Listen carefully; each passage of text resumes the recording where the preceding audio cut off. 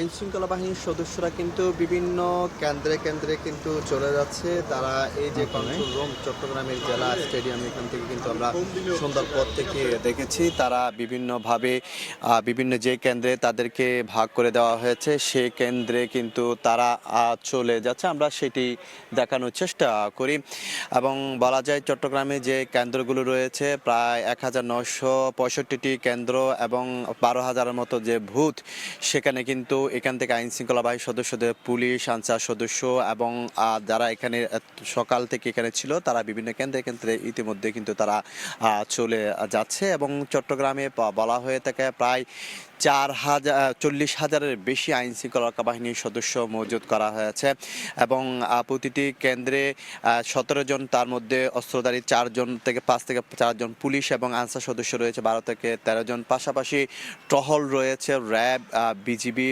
সেনাবাহিনীর দল, পাশাপাশি 135 জনের বেশি 115 জনের বেশি জুডিশিয়াল এবং নির্বাহী ম্যাজিস্ট্রেট মজুত করা হয়েছে। প্রতিটি আসনে প্রায় 7 থেকে 8 জনের বেশি নির্বাহী ম্যাজিস্ট্রেটের অধীনে কিন্তু ভ্রাম্যমাণ আদালত কাজ করবে কোনো অনাকাঙ্ক্ষিত ঘটনা ঘটলে।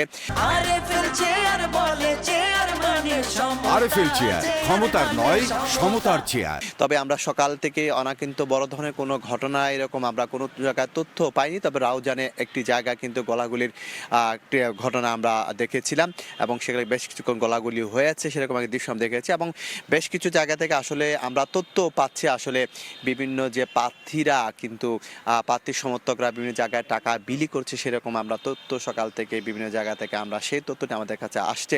তবে আমরা যে নির্বাচন শুরুর আগ থেকে বিভিন্ন চট্টগ্রামে বিশেষ করে রাউজান এবং রাঙ্গুনিয়া যে গোলাগুলি এবং যে মৃত্যুর ঘটনা ঘটছে কিন্তু নির্বাচন ঘনিয়ে আসলেও সেরকম অনাকাঙ্ক্ষিত বড় ধরনের কোনো ঘটনা ঘটেনি। আজকে সকাল থেকে কিন্তু আমরা বিভিন্ন জায়গায় নজর রেখেছি, এখনো পর্যন্ত কোনো অনাকাঙ্ক্ষিত ঘটনা ঘটেনি। বলা যায় আগামীকাল যে ভোট দিবে সেই ভোটের পরিবেশ এখনো পর্যন্ত সুষ্ঠু রয়েছে চট্টগ্রামের এই 16টি আসনে। তো এই ছিল আমার কাছে চট্টগ্রাম থেকে সর্বশেষ তথ্য।